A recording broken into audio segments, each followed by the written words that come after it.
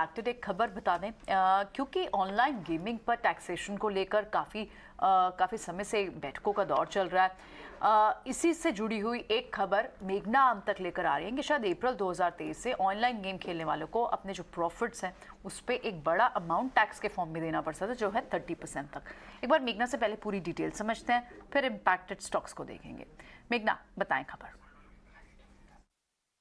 जी, जैसा कि हम जानते हैं कि गवर्नमेंट ऑनलाइन गेम्स के टैक्सेशन को स्ट्रीमलाइन करने की तरफ बढ़ रही है। तो जो सूत्र अब जानकारी दे रहे हैं कि आने वाले बजट में इनकम टैक्स के अमेंडमेंट की तरफ गवर्नमेंट बढ़ सकती है, ताकि जो ऑनलाइन गेमिंग कंपनीज़ हैं वो 30% TCS right at the source जो विनिंग अमाउंट है उसमें से डिडक्ट कर सके, ताकि कोई भी टैक्स एवेजन का कोई भी स्कोप ना रहे।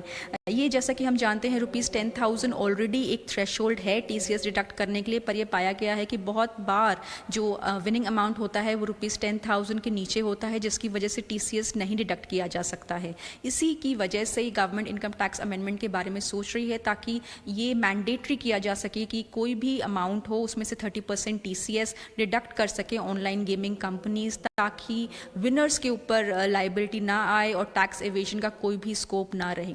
जैसा कि हम जानते हैं कि ₹58,000 करोड़ का लगभग विनिंग अमाउंट लास्ट 3 इयर्स में पाया गया है ऑनलाइन गेम्स में, जो कि जिस पे टैक्स नहीं पे किया गया, तो इस पर टैक्स एवेजन पाया गया है। जिसके लिए सीबीडीटी ने नोटिस भी भेजे हैं ऑनलाइन गेम्स के विनर्स को। इसी सब को देखते हुए गवर्नमेंट ये मन बना रही है कि इनकम टैक्स अमेंडमेंट की तरफ बढ़ा जाए। GST काउंसिल भी, जैसे हम जानते हैं, इनडायरेक्ट टैक्सेशन के पार्ट पर जो ऑनलाइन गेम्स पर कितना टैक्सेशन होना चाहिए उसको भी डिस्कस करने वाली है अपने आने वाली मीटिंग में, ताकि पूरा डायरेक्ट और इनडायरेक्ट टैक्सेशन जो ऑनलाइन गेम्स पर होना है वो पूरा स्ट्रीमलाइन हो सके। बट फिलहाल जो बड़ी खबर आ रही है वो ये कि आने वाले बजट में इनकम टैक्स एक्ट का अमेंडमेंट हो सकता है, ताकि TCS 30% मैंडेटरी किया जा सके ऑनलाइन गेम्स के विनर्स के।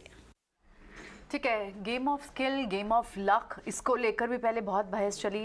इस पे 17 दिसंबर को जो ग्रुप ऑफ मिनिस्टर्स की बैठक भी होनी है, और बातें इस सूत्रों के हवाले से यही मेघना के पास खबर आ रही है कि शायद आपको टैक्स पे करने के लिए तैयार रहना चाहिए। स्टॉक्स, नज़ारा टेक्नोलॉजीज, डेल्टा कॉर्प जैसे स्टॉक्स हैं, इन पर क्या इम्पैक्ट पड़ेगा? एक बार दोनों ही स्टॉक्स को देखते हैं, डेल्टा कॉर्प हो, नज़ारा टेक हो। डेल्टा कॉर्प तो FNO स्टॉक है, नज़ारा नहीं है, लेकिन डेल्टा कॉर्प को अगर आगे, हालांकि फेवरेबल रहता है बहुत ज़्यादा, दिसंबर जनवरी का मंथ ऐसे स्टॉक्स के लिए जब हॉलीडे सीजन रहता है, गेमिंग, कसिनोज, इन सब के चलते इनके रेवेन्यूज़ अच्छे रहते हैं। लेकिन अभी डेल्टा कॉर्प की कैसी पोजिशनिंग दिख रही है ब्रजेश? FNO स्टॉक है ये। Priyanka ji, if I am not, मेरा लास्ट वीक भी इसके ऊपर बात हुई थी, और इसमें मेरा यही कहना था कि ये एक रेंज बाउंड ट्रेड है। इस समय नीचे में अगर आप देखेंगे 212 214 के बीच का सपोर्ट लेता है, ऊपर में अगर हम देखें तो 232 235 के आसपास में इसका रेजिस्टेंस आता है। तो जब तक ये रेंज को ब्रेक नहीं करेगा तब तक तो यही है कि buy near support, sell near the resistance zone को लेकर चलेंगे। लेकिन अगर ये रेंज ब्रेक कर देता है तो आप प्रोबेबिलिटी ऊपर के जो रेजिस्टेंस निकल के आते हैं फिर 260 और फॉलोड बाय 285, ये उसके टारगेट रहेंगे। हाल फिलहाल में मैं यही कहूंगा कि 228 का भाव चल रहा है, 220 पे अगर मिलता है तो बाइंग करेंगे, 214 का स्टॉप लॉस लगाएंगे, और फिर खेलेंगे हम लोग 232 और 235 के लिए।